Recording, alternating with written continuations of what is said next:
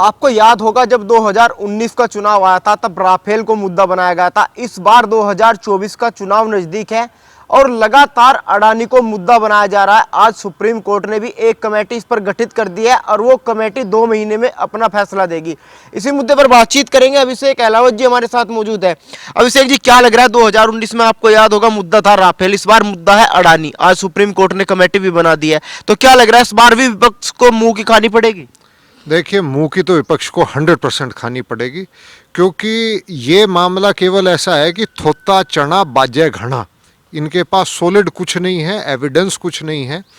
अडानी जो कंपनी है वो इतनी सॉलिड है कि उसके एसेट्स और उसकी जो कमाई है, आप ये मानिए कि अगर मैं 1 लाख रुपए का लोन ले रखा है और मेरी सालाना कमाई 1 लाख रुपए की है, तो क्या वो 1 लाख का लोन देना मेरे लिए मुश्किल काम है? ये बिल्कुल झूठी बातें हैं।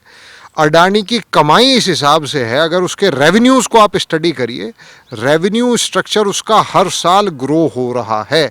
हाँ, ये बात सच्ची है कि उसकी मार्केट कैपिटल जो है, मार्केट में उसकी जो कैपिटल है वो हद से ज़्यादा बढ़ रही है, उसकी रेवेन्यू से भी ज़्यादा बढ़ रही है, पर उसमें अडानी तो खुद कुछ नहीं कर सकता। आप एक बात बताइए, एक लड़के ने दिल्ली पुलिस के सिपाही की नौकरी कर ली और उसे शादी में स्कॉर्पियो मिल रही। क्या वो इस लायक है कि दिल्ली पुलिस में सिपाही एक लड़के को स्कॉर्पियो मिल रही है? पर चूंकि लोगों के दिमाग में ऐसी मानसिकता है कि दिल्ली पुलिस में सिपाही बहुत बड़ी तोप होता है, तो लोग उसे स्कॉर्पियो दे देते हैं शादी में दहेज में। वैसे ही लोगों की विचार है कि अडानी बहुत तेज़ी से बढ़ रहा है, इस वजह से उसकी मार्केट वैल्यूआइजेशन हद से ज़्यादा बढ़ी। इस बात को मैं मानता हूँ, परंतु ये भी समझिए कि उसके रेवेन्यू सोर्सेस भी इसी हिसाब से बढ़े हैं। परंतु क्या हमारा सवाल ये उठता है, क्या ये केवल और केवल अडानी के साथ हुआ? दुनिया की जो नंबर 1 रईस है इलॉन मस्क, उसके बारे में बात करिए जरा। उसकी कंपनी है टेस्ला और स्पेस एक्स। आप उसका भी पिछले अगर 4-5 साल की मार्केट वैल्यूआइजेशन स्टडी करेंगे तो वो अडानी से भी कई गुना ज़्यादा बढ़ी है, जो कि उसके रेवेन्यू स्ट्रीम्स को जस्टिफाई तक नहीं करती। आप ये समझिए कि उसने एक ट्विटर जैसी कंपनी खरीदी है कई बिलियन डॉलर्स में, जो घाटे में है। अडानी की तो एक भी कंपनी घाटे में नहीं है। अडानी के तो सारे जितने भी बाई पोर्ट्स दुनिया का सबसे प्रॉफिटेबल बिजनेस है, भविष्य का बिजनेस है। पूरी दुनिया ग्लोबलाइज्ड हो रही है। दुनिया का मैन्युफैक्चरिंग हब हिंदुस्तान में, थाईलैंड में, मलेशिया में, इन जगह शिफ्ट हो रहा है चाइना के बाद। भारत अपने आप में दुनिया की ना केवल सबसे बड़े मार्केटों में एक है, बल्कि आज की तारीख में उत्पादन करने वाले देशों में भी सबसे बड़ों में बनता जा रहा है और जल्द ही दुनिया की तीसरी सबसे बड़ी आर्थिक महाशक्ति होगा। उसके लिए पोर्ट्स का जो महत्व है वह कोई भी आम व्यक्ति शायद ना समझ पाए, पर जिसको भी इकोनॉमिक्स की जड़ी मरी सी समझ है वो समझ जाएगा कि पोर्ट्स कितना महत्वपूर्ण बिजनेस है। दूसरी बात, माइनिंग। इस समय पूरी दुनिया में माइनिंग जो है वो अफ्रीका से ले लीजिए, लैटिन अमेरिका ले लीजिए, इंडिया ले लीजिए, ऑस्ट्रेलिया ले लीजिए, वहाँ पे एक जंग छुड़ी हुई है माइनिंग के लिए, क्योंकि खनिज मैन्युफैक्चरिंग के लिए रॉ मटेरियल चाहिए। रॉ मटेरियल निकलता है माइनिंग से। और अडानी जो है चाइना को इस समय टक्कर दे रहा है। जब किसानों का आंदोलन हुआ था उस समय भी मैंने ये बात कही थी, एक ग्लोबल कॉन्स्पिरेसी है। देखिए, यहाँ पे जो टारगेट है, हमें एक बात समझने की कोशिश करनी पड़ेगी।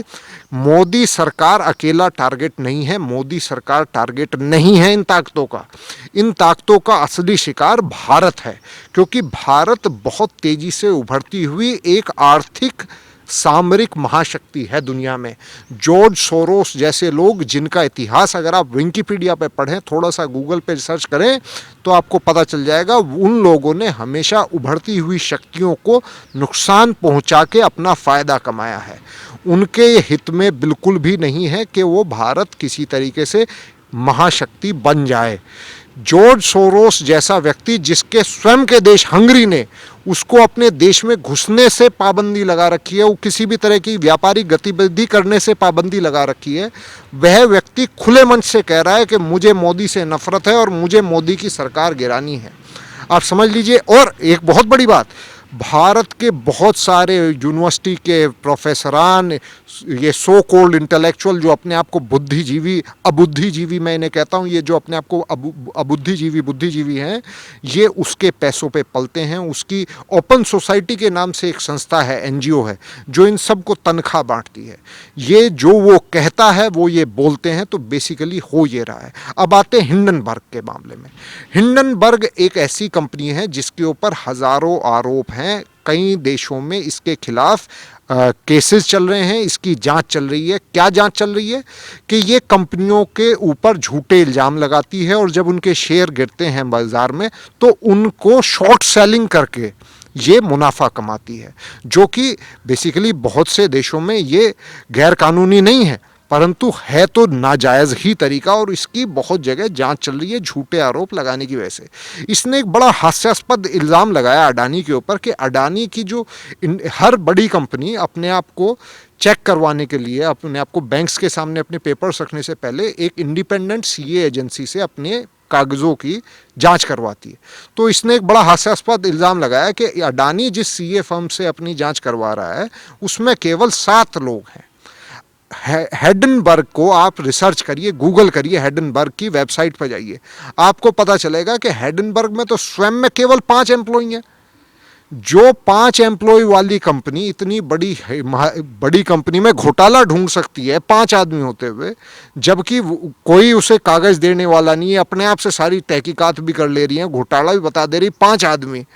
वो कह रही है कि सीए 7 सीए, वो जब पूरी कंपनी उसको अपने कागजात दे रही है तो उसको जांच नहीं कर सकते। खैर छोड़ो, दूध का दूध पानी का पानी तो समय के सामने हो जाएगा। सुप्रीम कोर्ट ने आज जो है इसके लिए कमेटी बना दी है, उसमें हालांकि जो लेफ्ट के ही बड़े ही फेवरेट लोग हैं वो उसमें चुने गए हैं, फिर भी झूठ जो है, झूठ और सच का पर्दाफाश हो जाएगा, क्योंकि अडानी ने भी विश्व की लगभग दूसरी तीसरी जो सबसे बड़ी सीए कंपनी है, अकाउंटिंग कंपनी है, उसको अपना ठेका दे दिया है उनके कागजों की जांच करने का। तो ये तो गुब्बारा जो हिंडनबर्ग का है वो वैसे ही फूटेगा जैसे कि राफेल का फूटा था। एक बात हमें समझ लेनी चाहिए कि हमारे दुश्मन कौन है। हमारे दुश्मन ये लेफ्ट का जो इकोसिस्टम है पूरी दुनिया का। आप ये समझिए, लेफ्ट जो है वो ग्लोबल है। चाइना के टट्टू जो हैं ये पूरी दुनिया में है और ये पूरी दुनिया को नुकसान पहुंचाते हैं। नेशनलिज्म जो है, जो राष्ट्रवाद है, वो हर देश का अपना खुद का है।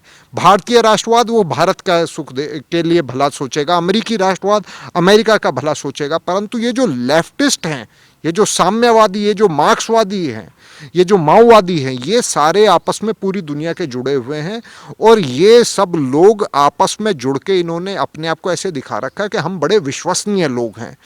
ये रहते हैं एसी वाले 7 स्टार होटल्स में, बात करते हैं गरीब आदमी की। इनके जहाँ जहाँ राज हुआ है, इन्होंने आज तक जितने आंदोलन किए हैं उन आंदोलनों से केवल और केवल गरीब की प्लेट से रोटी छीनी है, गरीब मारा गया, गरीब के ऊपर मुकदमे हुए, इन्होंने मलाई चाटी है। अच्छा एक बात बताइए, एक तरफ हिंडनबर्ग की रिपोर्ट, दूसरी तरफ बीबीसी की डॉक्यूमेंट्री, फिर जॉर्ज सोरस और रामचरितमानस को आपने देखा जो सबसे प्राचीन ग्रंथ उसको जलाया जा रहा है। ये प्रयोग क्या करने की कोशिश की जा रही है? देखिए ये प्रयोग क्या है, ये बेसिकली 2 काम करने की कोशिश कर रहे हैं। जॉर्ज सोरोस ने भी अपने भाषण में कहा था कि हिंदू, ये जो नरेंद्र मोदी है ये हिंदू राष्ट्रवादी है। तो इनकी जो दुश्मनी है वो भारत से 2 प्रकार की है। एक तो इन्हें हिंदू राष्ट्रवाद से बड़ी समस्या है, दूसरी इनको जो हमारी आर्थिक क्षमता बढ़ती जा रही है उससे बड़ी प्रॉब्लम है इनको। तो पहला प्रहार तो ये हमारी आर्थिक जो हमारी शक्ति है उसके ऊपर कर रहे हैं। हमारी आर्थिक शक्ति में सबसे बड़ी हमारी ताकतें क्या हैं? अडानी हमारी ताकत है, अंबानी हमारी ताकत है। जब कृषि कानूनों के खिलाफ आंदोलन हो रहे थे, आप याद करिएगा पंजाब में जितने टावर ढाए गए थे टेलीफोन के, सब कंपनियों के टावर होते हैं, एयरटेल के भी थे, वोडाफोन के भी थे, बीएसएनएल के भी थे, जियो के भी थे। आप और हम जैसा पढ़ा लिखा आदमी नहीं बता सकता कि हमारी कॉलोनी में जो टावर लगा हुआ वो जियो का है, एयरटेल का है, किसका है, परंतु चिन्हित करके जियो के टावर तोड़े गए थे। इसी से पता चल जाता है कि कितनी सोची समझी साजिश थी। वो जियो के खिलाफ थी, अब अडानी के खिलाफ है। अडानी बहुत बड़ी शक्ति के रूप में भारत को अपने कंधों पे वो बंदा रख के आगे लेके जा रहा है। ऐसे लोगों को ना केवल हमें अपना हीरो मानना चाहिए, वो हमें उसको विलन के तौर पे प्रस्तुत करना चाहते हैं और मोदी जी का नाम उसके साथ जोड़ के वो एक तरीके से मोदी जी की क्रेडिबिलिटी पे चोट पहुंचाना चाहते हैं। जिस व्यक्ति का स्वयं का परिवार 3 कमरों के घर में रहता है, जिसकी माँ बेचारी साधारण एक घर में रहते हुए स्वर्गवास को सुधार गई, जिसको कोई वीआईपी ट्रीटमेंट नहीं मिला, उसके ऊपर ये इल्ज़ाम लगाते हैं। इन पे शर्म आनी चाहिए, धिक्कार है ऐसे लोगों पर। ये दुनिया को गुमराह करने की कोशिश कर रहे हैं, पर बड़े मज़े की बात है कि अब आप और हम जैसे लोगों की बात दुनिया तक पहुंचती है। अब ये संभव नहीं है। अच्छा, जिस तरीके से सुप्रीम कोर्ट ने कमेटी बनाई, इसके बाद अडानी ने भी स्वागत किया, कहा है कि सत्य की जीत होगी। अब आपको क्या लग रहा है कितने दिन चलने वाला है अडानी का मुद्दा?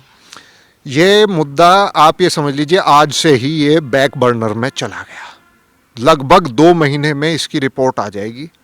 2 महीने के बाद हो सकता है, अगर अडानी चाहे तो ये राहुल गांधी जैसे लोग कोर्ट में जाके अपना माफीनामा भी चुपचाप जमा कर आएंगे कि हमसे गलती होगी, हमने अडानी के खिलाफ बोला। आप देख लीजिएगा। क्या लगता है जिस तरीके से राहुल गांधी ने अभी, आप उन्होंने देखा, भारत जोड़ो यात्रा की, अब वो अडानी के सारे प्रधानमंत्री बनने का सपना देख रहे हैं। मुद्दा उनके पास है नहीं, लगातार अडानी को टारगेट किया जा रहा है। क्या लग रहा है कांग्रेस इस तरीके से चुनाव जीत पाएगी 2024 का? देखिए, भारत जोड़ो पे सबसे पहले मैं बात करना चाहता हूँ। पहले तो ये मंदबुद्धि जो लोग हैं, मुझे राहुल गांधी जी को मंदबुद्धि नहीं कह रहा हूँ मैं, जो उनके चारों तरफ घूमने वाली मंडली है, मैं उसको मंदबुद्धि कह रहा हूँ। भाई, हिंदुस्तान अगर जोड़ना है तो हिंदुस्तान टूटा कब था? हिंदुस्तान टूटा था 47 में। तो हिंदुस्तान जोड़ने के लिए अगर इन्हें शुरू करनी थी तो ढाका से शुरू करनी थी, बांग्लादेश से, और जाके कराची पेशावर में ख़त्म करनी थी, अगर इन्हें वाकई में भारत जोड़ो यात्रा करनी थी।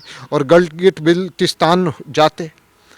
ये तो भारत जोड़ो नहीं, ये हास्यास्पद अपनी हंसी उड़ाओ जोड़ो पार्ट एक यात्रा थी, जिसमें कि राहुल गांधी ने उन सभी लोगों को एक्सपोज कर दिया जो कि इस एंटी नेशनल मुहिम में राहुल गांधी के साथ हैं, या पूरी दुनिया से इसको फंडिंग को सामने कैसे, जैसे रघुराजन पुराने हमारे गवर्नर रहे, उनके वो सामने आ गए।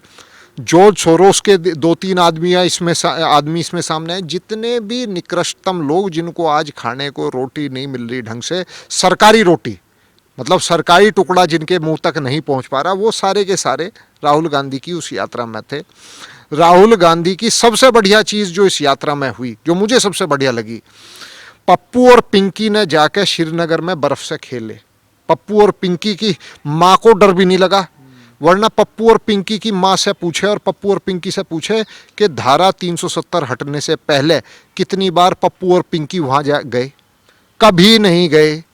इनके पिताजी कभी की हिम्मत नहीं हुई, इनकी दादी की हिम्मत ना हुई कभी वहाँ जाके बर्फ़ से खेलने की। अरे ये तो महानता है मोदी जी की, अमित शाह की, कि आज देश इस काबिल है कि पप्पू पिंकी जाके वहाँ बर्फ़ से खेल रहे हैं।